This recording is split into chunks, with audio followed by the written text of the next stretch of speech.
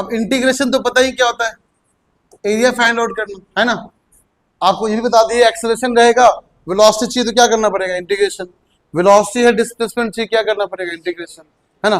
तो इस पे हम फॉर्मूला वगैरह सब मॉड्यूल के अंदर आप चेक कर लेना, मॉडल मिल जाएगा फॉर्मूला आपको। तो यहाँ लिखवा कर टाइम पास नहीं करेंगे हम लोग। तो डायरेक्टली हम थोड़ा सा एक पोर्शन आगे बढ़ते हैं, मैक्सिमा मिनिमा, जो कि मोस्ट इंपॉर्टेंट है। ये फिजिक्स में बहुत इंपॉर्टेंट है, बहुत ज्यादा काम आता है।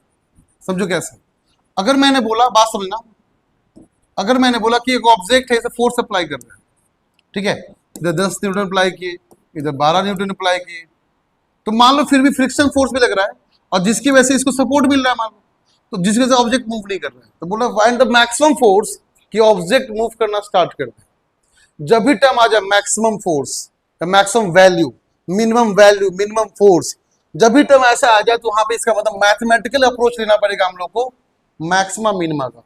क्लियर, बात समझो, दोबारा बोल रहे हैं, जब भी फिजिक्स में आज के पास कोई टर्म यूज करे मैक्सिमम, मिनिमम, मैक्सिमा, मिनिमा, तो वहां पे ध्यान रखना है कि आपको डिफरेंशिएशन उस क्वांटिटी को 2 बार करना है। कितनी बार करना है? अगर वो फंक्शन जो भी लिखा होगा जिसके बारे में बोल रहा है, तो d2y बाई dx2 2 बार करना है, d2y बाई dx2, ठीक है, आए बात समझ में। अब ये चीज आपको निकालने के पहले एक बार और करना है काम, क्या पहले आपको निकालना dy बाई dx। अच्छा, d2y बाई dx को मतलब क्या, 2 बार डिफरेंशिएशन, कितनी बार? पहले इसको एक बार निकालोगे, इसका जो आंसर आएगा फिर डिफरेंशिएट कर दोगे। क्लियर? तो मैक्सिमम मतलब क्या होगा, बात समझना। देखो, अगर मैंने बोला ग्राफ है, अच्छे चेक करो, ठीक है, ये बताओ इस ग्राफ का मैक्सिमम पोर्शन यही कहां पे होगा? अमीनो यहां कहीं होगा, चमका।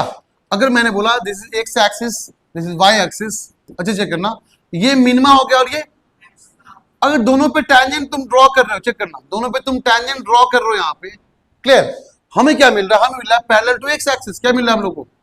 अब पैरेलल टू एक्स एक्सिस के बाद स्लोप कितना हो गया? 0। स्लोप कितना हो गया आपका? स्लोप कितना हो गया आपका?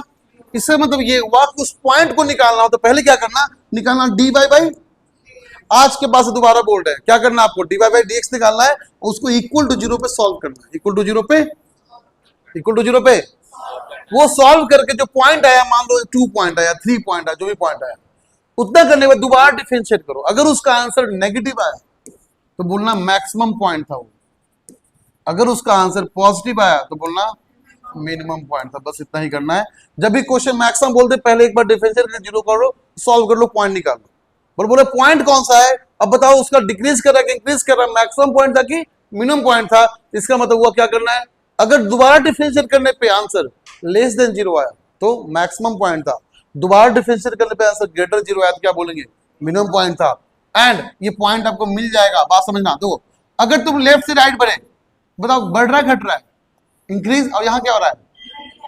ये मिनिमम के लिए चेक करो, घट रहा है, फिर मतलब यहाँ पहले इंक्रीज और फिर यहाँ पे, इसके लिए पहले डिक्रीज और फिर यहाँ पे, ऐसे ही बोल सकते हैं हम लोग कि मिनिमम पॉइंट के लिए पहले डिक्रीज करेगा, फिर या बोल सकते हैं कि मैक्सिमम पॉइंट के लिए पहले इंक्रीज करेगा, फिर, यही बोल सकते हैं। समझा ना? यही था आपका मेन, आपका जो समझ आने लगता मुझे। बाकी कल से हम लोग क्वेश्चन प्रैक्टिस करेंगे इसके ऊपर, और थोड़ा बेहतरीन क्वेश्चन लेकर आएंगे, और आधा 1 घंटा सिर्फ क्वेश्चन प्रैक्टिस है, उसका फिर स्टार्ट करेंगे आपको हम क्या, एरर्स एंड मेजरमेंट एंड आपका यूनिट एंड डायमेंशन। तो आज के लेक्चर इतना ही, मिलते हैं फिर कल कंटिन्यू करते हैं।